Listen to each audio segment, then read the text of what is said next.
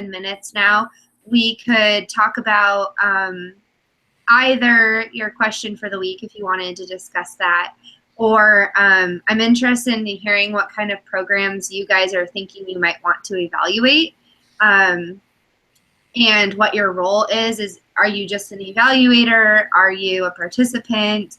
Are you working to set on, have the program go? So if you wanted to talk about either of those, you can. And let's have Liz start because she didn't get to talk at all in the last one. So. Thanks. Okay, so I watched Becky from the last cohort go through this at my previous school. So basically do this course. And so, and I heard a lot of echo, like could have echoed and said yes to a lot of the things that Susanna was saying. I think it's better to be someone who is somewhat on the periphery than someone who is actually, although when Becky did it, we were both co-tech integration specialists. And, but what was happening at our schools, we were doing a program evaluation and we were with the help of an outside consultant. And this was basically being achieved through a grant from an outside funding organization. And so we were working with someone kind of the way that we'll probably be working in this course with Susanna to develop questions and to do focus groups with the teachers in order to gather information that was then going to basically, then we sat down with the consultant and we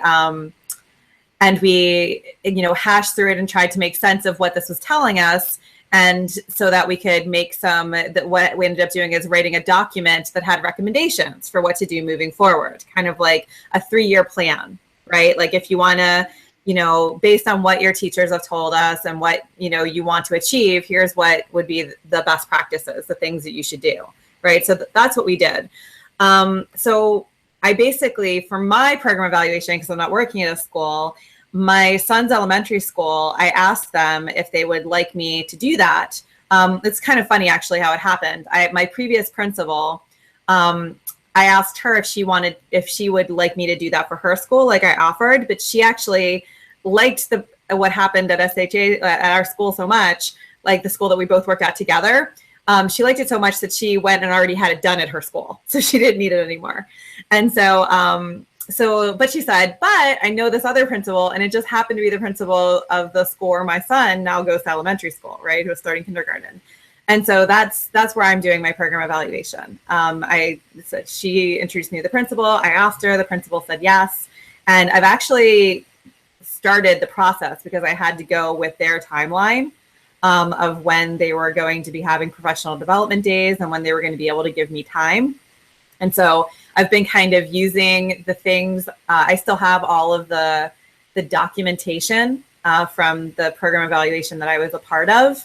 And so I've just been kind of using those resources to do the work that I've needed to do so far. But right now I'm at a point where this is where the consultant would have taken over to a large degree. And I have no idea what's behind that curtain, right? And so I really need to, I remember things that she said, but I really have no idea what she was actually doing, right? With all of it, how she was crunching the information that she got and how that turned into the document she gave us, the program eval document was like a 30-page document, right? That was just really meaty and had lots of stuff, and how she translated the information into the recommendations and all of that. I know there was a lot of work that went, so that's where I am right now.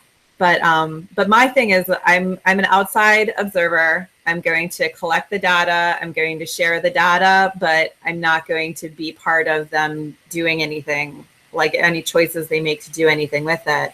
And I'm kind of comfortable in that spot, and it's because, and it's weird. I had a little bit like get to that space because I needed to get to a point where I thought, okay, I'm going to be doing this, and it's going to, I started off like, yes, I'm going to do this program evaluation, and it's going to create change.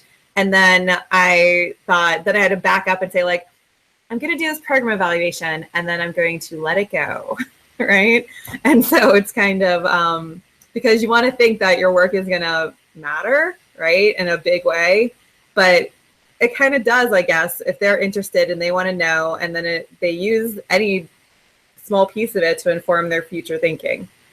And so, so there you go.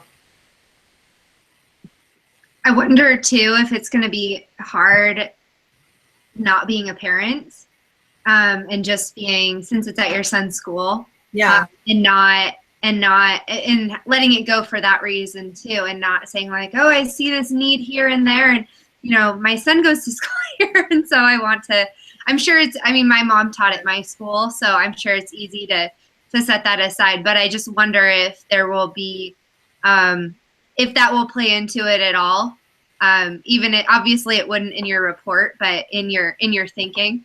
Yeah, I mean, I'm kind of, my whole thing, I mean, if I really had like those kinds of feelings, I probably would be, first of all, running away from public education in the face of the cliff levy, or the levy cliff. And I would have put him in a private school. But I basically, like, my whole thing, and this is what I tell people, if the school's a safe place and the people there care about the children, everything's going to be okay. And so everything else will get worked out. And so, so that's how I think what I'm going to keep telling myself. Because you're right, I'm not going to be able to stop a little, like, creeping feelings about how things should be. Well, it sounds like it's nice because this time, unlike I think it was the last project where it was a little harder since you're not in a school. Yeah. To get it all set up. So it sounds like it's good that you have a plan before you need to. It's funny. It's like, yeah, I'm just this benevolent person who's doing this, and I have zero accountability, really, like zero, except for the coursework, right? But in terms of actually like having to do something, like, make something happen at the school, I don't have that responsibility. Awesome.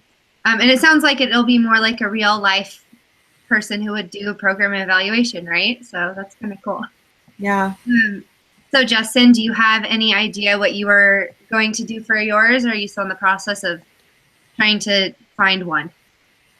So I kind of by accident started this last year. I think it was our library program at our district came to a head. It was just not a part of any.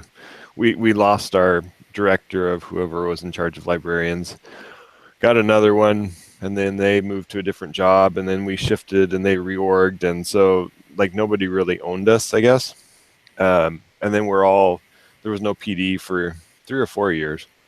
So finally it was about November, I think it came to a head, and I just said, I can't take this anymore. This job is pointless if nobody is listening to us and directing us. And so I didn't follow her 4 steps probably, but I had lots of district administrators gathered for a meeting that I called, and it was probably the most awkward moment of my career, but it was empowering too, I guess. There's been a lot of changes since that.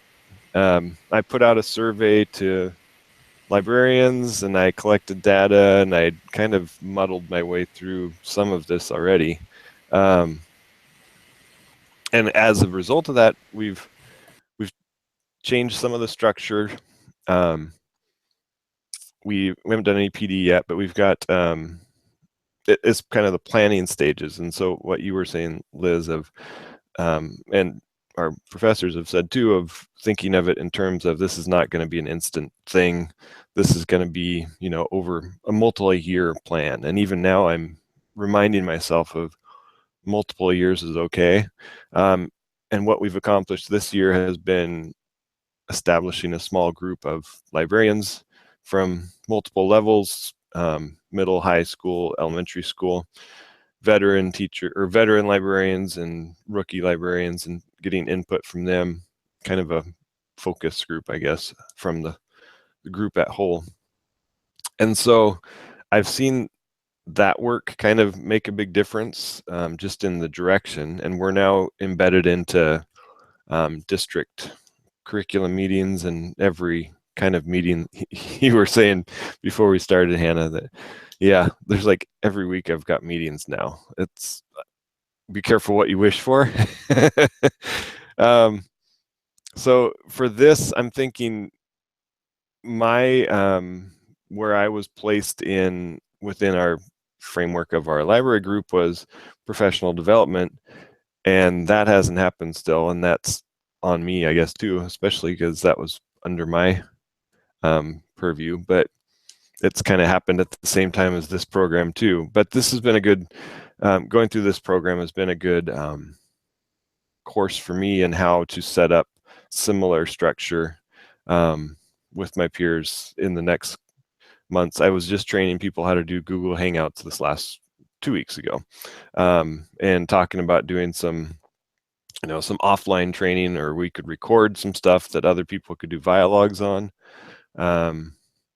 So I'm excited to see, like, for this project, it would be looking more at the PD needs versus the entire structure, but focusing more on just the PD needs and where I could go with that. But I'm thinking I'd like to include in the whole thing. I've still got those surveys and stuff. I'm interested to look back and see exactly what I wrote and how I presented it at that time, and see if what mistakes I made, how I could do better next time.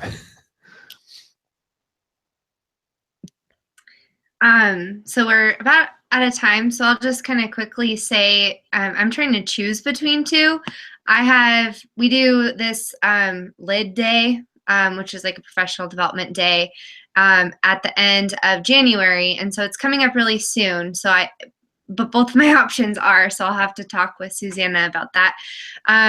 But I'm I'm co-facilitating a session at that.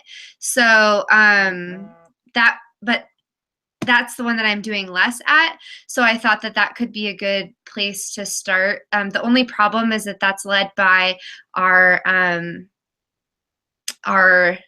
instructional coaches, and it's through the district. And so it might be a little harder to have them, to be able to work with them, I guess, because I think that they're kind of taking control. And so I don't know what my way in would be, although I am pretty close with some of the instructional coaches, so I could see that working out.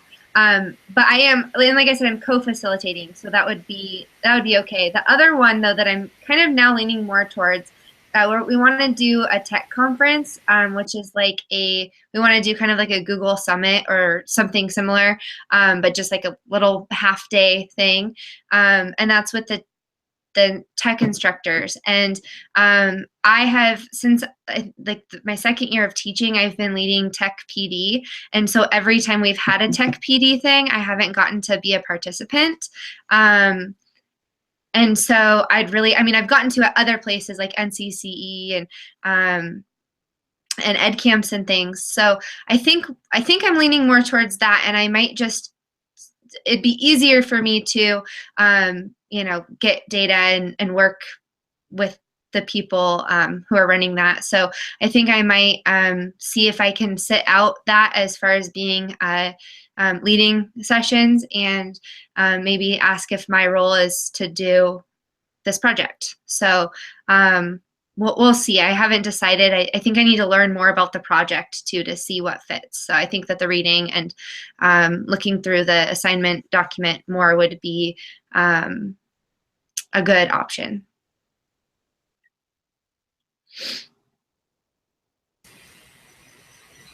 Yeah, I just wrote it, but honestly, I didn't even think this would happen, but she just happened to be at the same PD where they gave me a little bit of time to introduce the survey to teachers. And this one instructional tech coach, right, was there.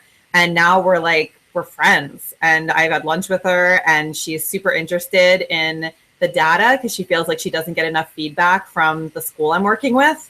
And I asked the principal, and the principal gave me permission to share the data. And she was so grateful for it because it's going to really help her. And so if you tell my survey was about technology use at the school, right? That's all I did. I just wanted to just keep it super simple and like just do technology, you know, at the use at the school. But that gave her data about how teachers are using it and what more support they could use. And so if you can think about a way that your program evaluation can serve those people, then they might be really interested in giving you time and space and working with you.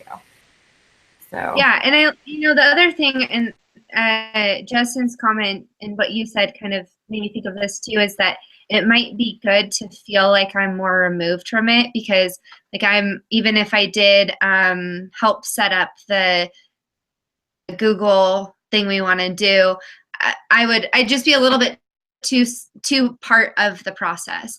And I also know, like I've mentioned, because I was thinking about this project, I guess my problem is lately our focus is really on graduation rates at my school and in my district, the high school. And so I've been like, I asked if I could lead a tech session on SAMR model, and so like doing a SAMR sort thing, like we kind of talked about in our class before.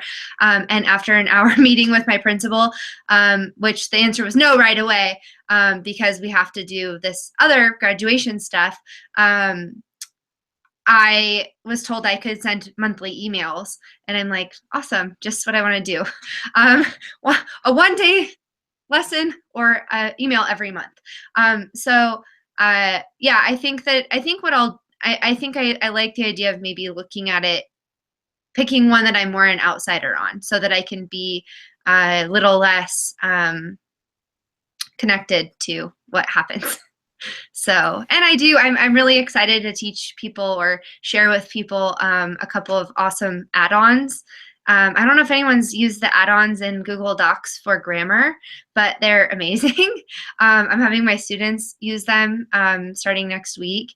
And so I wanted to share that. And then I am kind of obsessed with the new Google Sites. I don't know if you guys have gotten to try those out, but I started this year with a website, and I'm having students do portfolios using them. That's what I'm teaching a session about. So yeah, I kind of want to teach it that too. So yeah, I think that it'll be, I'll come back with some more info about my choice, but I think you guys gave me some good feedback. I hope you guys, sounds like you have plans, so, or starting plans. Any other comments or feedback you want to give? This is just, maybe it's just me, but I'm having a hard time coming up with things that I haven't written about already. Like, I feel like I'm looping back to what I've written about in the first couple of quarters, especially when I talk about, like, I don't know, I feel like I'm not sick of talking about it, that's the wrong thing. When I talk about how to improve professional development for librarians, I've been talking about this for for how long now? Like, it precedes this program. And so I feel like I'm in danger of repeating myself and plagiarizing myself at this point in the program. Was that a... Well, honestly, when I've been having this weird experience as a new like mom to a kid in public school, where I went to a PTSA meeting about the levy cliff, right? The $74 million, like, you know, freak out. And then I went to my school's PTA meeting. And in between those, I read that big, long 81-page document that Susanna put in there. It's like the first reading for Module 1. And I looked at it, I'm like, oh, it's all these Seattle Pacific University people. And then I was like looking at what it was, and I was like, oh, how PD should be happening. And they did this with all these schools. And then I thought, well, this is published. And then when I saw that it was published in 2016, I think I fell off my chair, because I just thought, oh my goodness, how on earth are they going, like, here we are reading about like La La Land, like exactly what things should be like, right, in a perfect world. And yet this is not going to happen, because everyone is basically going to be freaking out about whether or not they're going to have a job next year, right? Whether or not they're going to have a fully staffed school. And I talked to the principal when I went to the school-based PTA meeting, the school PTA meeting. And I said to her, like, I told her I read the study, and she like just kind of looked at me and she said, and I said, it was Bill and Melinda Gates that, you know, funded it and all of this. And I said, is that even a realistic, like, if I shared that with you, would that even be a realistic thing to think about? And she said, no. She said, unless they're funding it, you know? And so it's basically, unless somebody's funding it, unless all of this goes away, right? All of these other concerns go away and somebody is funding it, then no, because the first thing that gets cut, she said, is professional development. And that's what she said. And so it's just basically, so I'm just like sitting here, like, so you're worried about talking about things that you've already talked about. I'm worried about talking about things that are just plain old, like, la la land, right? Like, you know what I mean? Like things like, that's nice, and right. And so how are you gonna, like, when pigs fly? And so basically, yeah, I'm just. It kind of reminds me of that the assignment we did for our library program, where it was like, if you don't have a library, what do you do to make it happen? And so maybe that's like the point that you have to go to, is like, if there is no PD, what are the steps to make advocating for it and making sure that there's some place for it, and what can, like in the library thing, it said, if your principal says no, what do you do next? And so maybe revisiting that idea might be a good blog post this quarter or something. So I want to let you guys go because we're 10 minutes after our time. So I'm sure we'll give updates soon, but I will come back hopefully with an idea of what I'm looking at for my program. So I'm excited to hear more about what you guys are doing. Thanks. You too. Thanks.